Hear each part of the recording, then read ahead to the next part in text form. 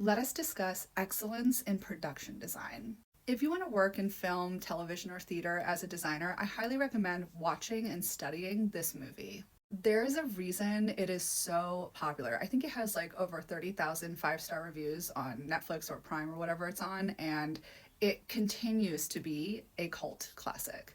And in my personal opinion, it's because the production design, everything from camera to costumes and set to like the general storytelling is sublime. The lighting, the use of outdoor lighting, gorgeous. So when you're signed to work on a TV show or a movie or a theater show, you have an initial production design meeting. And this is where the director or the producer is the artistic director or anyone who's sort of like in charge of this will say, these are my preferences for this piece of work that we're doing. I want it to look like A, B, C, and D. I want to set it in this time period, and this is how we're going to do it. And everyone sort of jumps on board and comes to the table with imagery, color swatches, fabric swatches, really anything that helps to tell and convey the story that you're trying to say. So if you're a costume designer, you'll probably come in with fabric swatches, color swatches. If you're a scenic designer, color swatches, photographs, research upon research upon research. And the ultimate goal is that everyone gets on the same page and you have beautiful harmony amongst all of the departments working together. So it is assumed that during one of these production design meetings, the director actually said that he didn't prefer the silhouettes, the time period of the costumes from the 1810s. Now, the book is set really anywhere between 1797 and 1815, which is the Napoleonic War period. But being very specific, saying he doesn't like 1810s, which is the tail end of that time period, actually opens up the costume design to a world of options, and I am going to dive into that. However, I do also want to talk about art history because fashion is not an island. It is influenced by all of the things that you see around you. The movie is set in 1797. What's going on in the world at that point in time? What was going on for Jane Austen? Like, there was actually like a lot going on. Okay, so one of the most important, and in my opinion, I love this movement, this artistic movement, it's called Romanticism. And it took place really around the mid 1700s into the mid 1800s. And it was the study or the belief in nature evoking a emotional response. So two big proponents for that were Turner and Constable, who did these stunning landscape paintings. Romanticizing the natural world was a response to the horrors of the Reign of Terror and the French Revolution. So you had Marie Antoinette, the French Revolution, and then you had the Reign of Terror afterwards with Robespierre, and then after that you had the Napoleonic Wars. So there's like a lot going on, especially in France at the time. And England being like a major rival of France's and also getting dragged into the Napoleonic Wars, the Battle of Waterloo, was heavily influenced by what was going on politically in France at the time. And the artistic movements and this escapism was a direct reaction to that.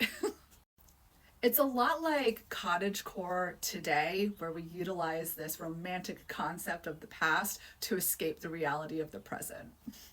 So above we have a pastoral painting by, I believe, I can't remember who, but below we have a screen grab from the movie itself. So we can see really where these influences came from and how it translated into the camera on screen. Brilliant, right? And in looking at those paintings, we can now better understand the color palette of the movie. So this is sort of where you would look at those paintings, you pull out all the colors, and you're like, this is what we have to work with. And all of these screen grabs really exemplify the mood and the tone and the colors of the movie itself. If we're doing a color analysis, I would call it a warm winter, soft autumn, soft warm winter. Yeah, that kind of vibe. It's earthy, it's cozy, it's safe feeling, and it's just beautiful. It all works really well together in a nice harmony. And when it comes down to production design, The Bennett household is very blue. It's got greens, it's got these very subtle, soft autumn color tones to it. It feels very safe and cozy and inviting. And then when you're looking at the royalty scenes, you're seeing a lot more gold and bolder red colors. Like, this is a choice because it's supposed to help you as the viewer feel and empathize with maybe how intimidating Darcy could be to Elizabeth. Just subtle psychology for you as the viewer. And of course, the architecture beautifully exemplifies this old world tradition of Georgian architecture into like the neoclassical side. By comparison, Bingley's like new house that he's buying in the country looks very like neoclassical like later in the decade in comparison, because he's also like technically nouveau riche, right? So he's not landed gentry. She's landed gentry, he's landed gentry, but like I think Bingley is like the grandson of a merchant or something. So buying this new fashiony house is like the thing for him to do to elevate his family standing. Also note the red dress and the gold color tones, again in a space of intimidation for her. She's like out of her element in a way. Maybe intimidation is not the right word because like, you know. And sort of like you could say that Caroline Bingley is like a clean girl aesthetic, and this is more of like an eclectic, crafty cat girl aesthetic. But you can see the juxtaposition of the two social classes with which they're trying to kind of differentiate the Bennet family from. This is how production design works together seamlessly. And now that we can see different costumes in the room, let's talk about how the costumes help tell this story. I particularly love this collage because it basically showcases a lot of different stories within their costume elements. So we have the elder sisters who are wearing corsets that are closer to later in the 1800s, 1810s, and we have the youngest sisters wearing transitional stays.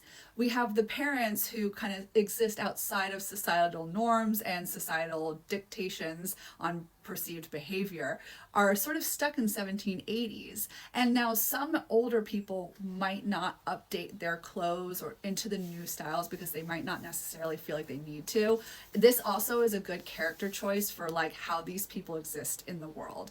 And this tells the story of if you did have this many daughters, you would invest your money on outfitting the older siblings who are more likely to get married first than over the younger siblings. And let's talk about the stays. I truly hate when Hollywood misrepresents how to wear stays and if they hurt or not.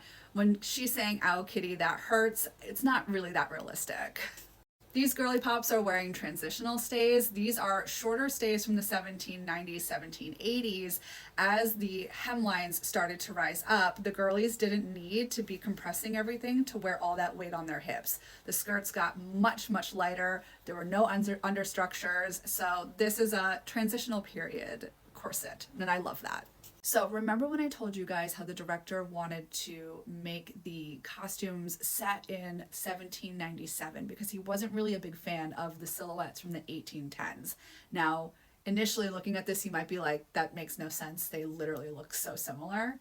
But to the well-trained eye, they are actually very different. And let me kind of explain how and why, but just remember that they're sort of part of the same conceptual path. And what that means is you had Marie Antoinette, and then you had the French Revolution and the Reign of Terror, like I said, Robespierre, and then you had the Napoleonic Wars. And so what Napoleon did when he was trying to like overtake the French government was align himself visually to a great empire of the past, ancient Rome. And so the fashion reflected this sort of concept as well. And Napoleon went on a whole like fashion propaganda campaign, which I can talk about in another video, but really for the purposes here is you need to know that if you had like hoop skirts, essentially, you can kind of think of it like this. If you were wearing hoop skirts, you were kind of supportive of the old regime, the king and queen. And the new kids on the block were wearing these cool, like Greco-Roman style gowns. And like I said, there's space for people and characters in this transitional time period to still be wearing like clothing from past generations. Especially if people were a little older, they might not want to, again, spend the money to stay up to date on everything. They still had to if they went out to like balls and social functions, but maybe around the house you have a bit more of like wearing your old favorite dress kind of vibe. People did not go through clothing the way that we go through clothing, and people upcycled a lot of clothes into newer styles. Like this dress right down here is a great example of a transitional style dress from the 1770s, 1780s into what we see up here, 1810s. And we love that Papa Bennett just like doesn't care about, you know, modern society. He checked out in 1790 and he was like, that's enough for me. You let me know when I need to care about who's dating who. And speaking of 1810s, we have the ball at Netherfield, and the costumes in this are so beautiful. They're so diaphanous, and they are rooted in history, but they're more like the gowns that you would see in the 1810s to 1820s. These diaphanous, very Romanesque, Greco-Romanesque, statue-like gowns made out of this diaphanous muslin material. This is a fun fashion plate from the 1810 to kind of support what I'm saying. But in general, it is fair to note that the women's clothes are kind of all over the place. Now, does that mean that this is bad historical design? No, not in my opinion. I think that this is excellent storytelling. So why is this like all over the place in silhouettes and time periods, it seems, a good way to tell story? It's a good way to tell story through characterization. This is where extreme historical accuracy can be thrown out the window in order to help tell a story. So Caroline, for example, is clearly a wealthier character. She's more nouveau riche, and she also is going to have clothing that reflects this. Elizabeth Bennet, she has nicely made clothes. Her clothes are beautifully tailored and the fabrics are gorgeous. We have linens and cottons and wools, and we have this beautiful earth tone. We have satins and brocades up here, and this more what feels like rustic material for Elizabeth. This gives us two different viewpoints on these two different women visually without them saying anything.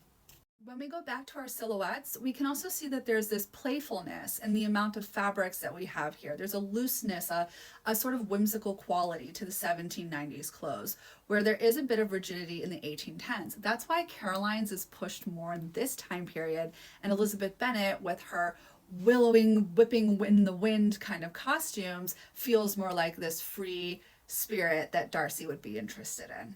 Because you know this kind of costume looks better whipping in the wind. Like, you see what I'm saying? And look at the colors here, and then take note of her color palette. It's gorgeous, right?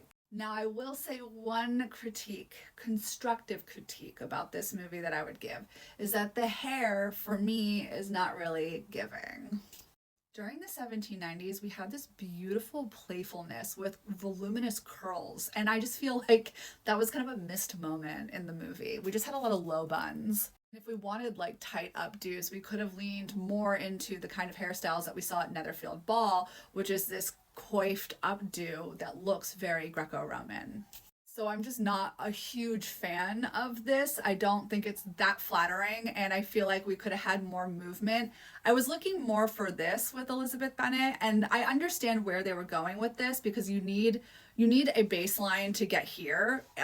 It just didn't really do it for me. I felt more like her hair in the movie felt more wispy and ethereal. So that's just a personal preference. This hairstyle is not very historically accurate. This is actually a hairstyle that looks more like 1770s than anything else.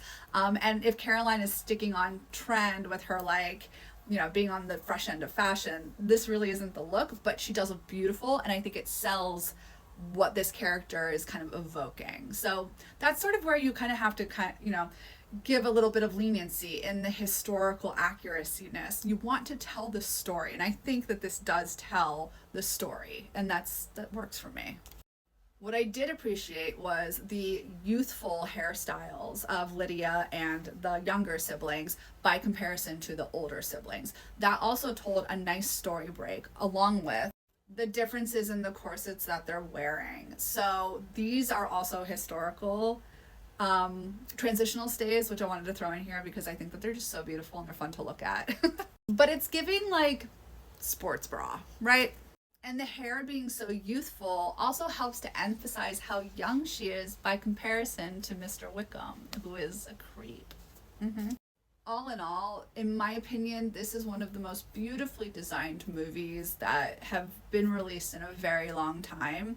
And I think that the fact that so many people love this movie so much is a testament to the visual power that the whole production design put out. And I hope maybe now you see how seamlessly all departments need to work together in order to achieve a film like this. And I think knowing those painters and the romantic movement gives a better appreciation to the overall cinematography. The use of natural light, chef's kiss, which is not easy, it really does dictate how and when you film during the day. Well, I hope you loved my production and costume analysis of this film. And let me know in the comments what kind of films or what you're thinking I should talk about next.